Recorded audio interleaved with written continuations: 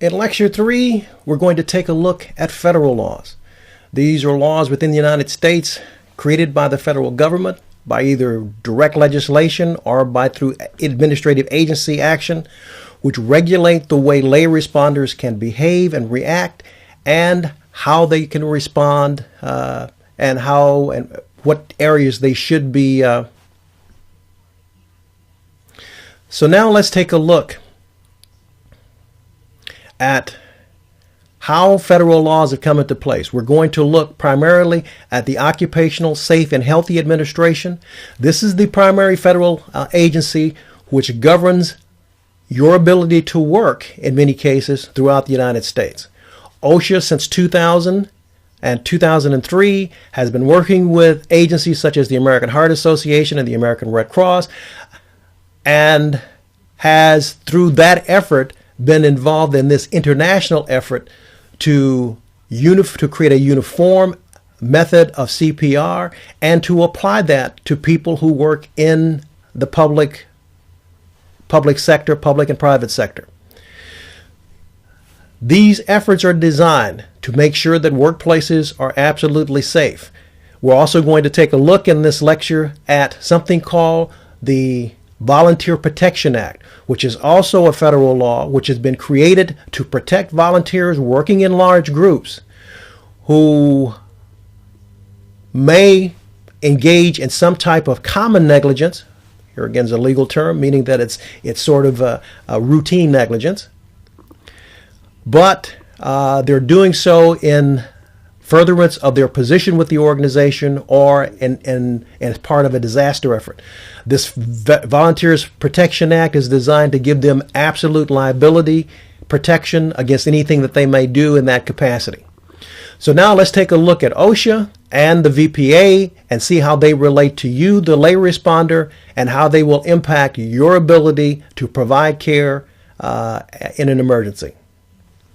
You should see on the screen in front of you a document entitled OSHA and Federal Laws. In this document, I've put together a brief chronology of what has been happening with OSHA starting back in 2003. In 2003, as you can see, OSHA engaged in a couple of agreements with the American Heart Association and later on with the American Red Cross to promote CPR. And as part of that, it has included CPR under Rule 1910.151B, which covers people working in certain areas, in private sectors and public sectors. And by making it part of this, it has made CPR part of what it considers first aid. So that people working in any area of industry who don't have a commissary or a hospital or some type of emergency facility within a few minutes of them, and they normally translate to mean about 3 to 4 minutes, they're required to have people trained on the job site to provide first aid, which includes CPR. This has arisen and evolved out of the international effort, which has become part of the larger national effort to provide appropriate care to individuals in the workplace. As you can see, OSHA has begun to extend this requirement to some individuals or to some occupations as identified here. If you're working in confined spaces, if you're in the logging industry, the mining industry, and other industries as well, it becomes mandatory, especially to have first aid training, which includes CPR, in order to be a part of those occupations. This is particularly true with the electrical industry, where they have power distribution workers. Train a lot of people who work in the tower industry who must be certified in CPR every year, the entire crew. This does not also eliminate other agencies such as the FAA, which covers airlines, which requires certain individuals in airlines to have CPR training.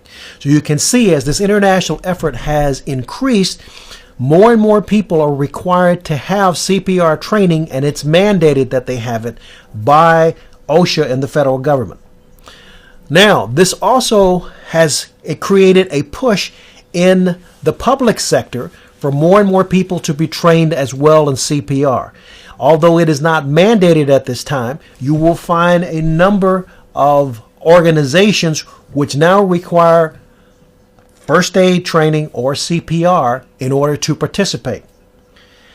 Volunteer activities have become principal among them as we've trained more and more people as lay responders to work in disaster recovery. The federal government has even moved into it, as you see here in the Volunteer Protection Act of 1997.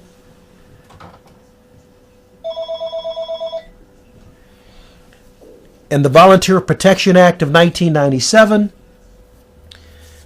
to provide protection to people who may be working with large groups in recovery efforts so that they are immune from liability for what they call common negligence. Just, simple things that they might do, forgetting or not knowing exactly how to perform a procedure, but they're trying in a good faith effort and in keeping with their training. Then the federal government has said, okay, we're not going to let you be liable for that. Now, the Volunteer Protection Act is a federal act and is designed to supersede state acts in this regard.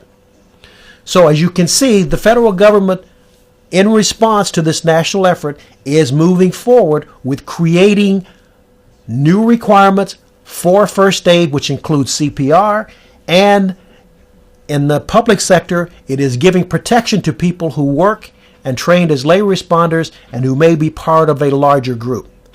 Now, having covered that, you can see how we're feeding down the chain from international to national in terms of the drive and push the laws are given to this type of training.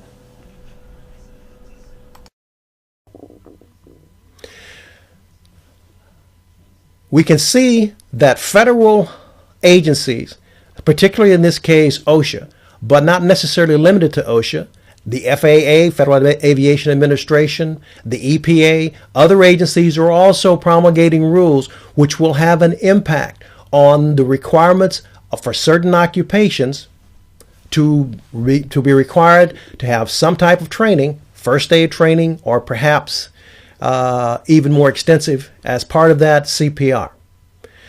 So you can see that as the international effort has increased, the federal effort is also ramping up and increasing, which will have an impact on your ability as an individual to get a job, to move throughout the country, and to live in certain places.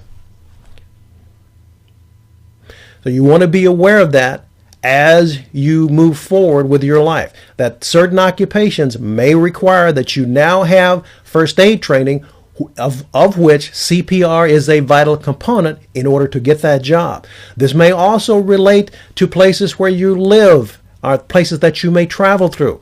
So you want to be aware of that. We'll also cover the Volunteer Protection Act, which shows that the federal government is moving into other areas such as disaster relief to protect people in that capacity. Now, having covered those, we're going to move further down the scale. We're also now going to talk about state laws in this next upcoming lecture. At the end of this chapter, into this lecture, I'm going to put in some supplemental documents, particularly an enforcement letter from OSHA, which explains why online CPR courses will not be considered adequate, why you must have a class which is an in-class training session in order to satisfy their requirements. Read the letter. It's from the Enforcement Division of OSHA, and it is self-explanatory and will explain why you can't use online courses anymore. You must, in part, go to a classroom for some classroom training. All right. See you at the next lecture.